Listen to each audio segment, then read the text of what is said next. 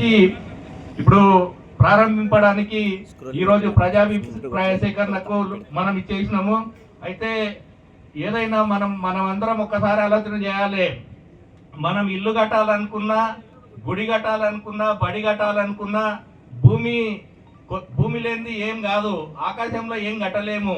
ఇప్పుడు అదే విధంగా ఈ ప్రాజెక్టు కూడా కొద్దిగా గొప్ప వీలైనంత వరకు భూమి పోకుండా అధికారులు కానీ మన నాయకుడు ముఖ్యమంత్రి గారు కానీ అన్ని విధాల ప్రయత్నం చేస్తారు. అయితే కొద్దిగా గొప్ప భూమి పొంది ఈ పథకం పూర్తి కాదు.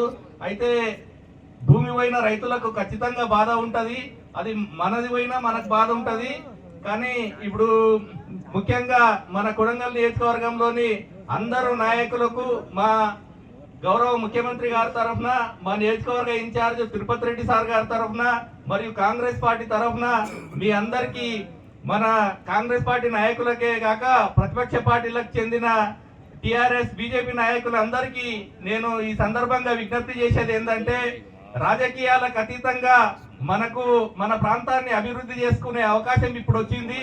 ఈ అవకాశాన్ని మనము చేజార్చుకొని రాజకీయం చేస్తే, ఎందుకంటే ఇప్పుడు ఎవరైనా కూడా ప్రతిపక్ష పాత్ర పోషించాలనేది వాళ్ళకు ఉంటది.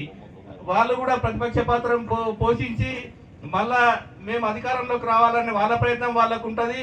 వాళ్ళ ప్రణాళికలో భాగంగానే ఇక్కడున్న గ్రామాల నాయకులను కానీ మండలాల నాయకులను కానీ ఏదైనా చిన్న సమస్య ఉన్నా దాన్ని పెద్దగా చిత్రీకరించి ఈ ఇష్యూ చేసి ఈ పనులాపాలని చెప్పి వాళ్ళు చెప్తుంటారు.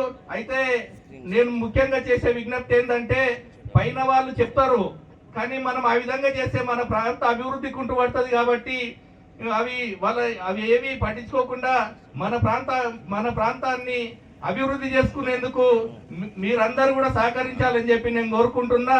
అదే రైతులకు కూడా నేను చేసే విజ్ఞప్తి ఏంటంటే, ఇప్పుడు కొద్దిగా గొప్ప భూమి పోతుంది, అది బాధాకరము. దానికి మెరుగైన నష్టపరిహారం ఇప్పించడానికి మన గౌరవ ముఖ్యమంత్రి గారు అన్ని విధాల కృషి చేస్తారు. మనకు ఇప్పుడు ఇంతకుముందు లగచర్ల, అకింపేట్ల ల్యాండ్స్ పోయినాయి. అయితే అది చూసినట్లయితే ఇంత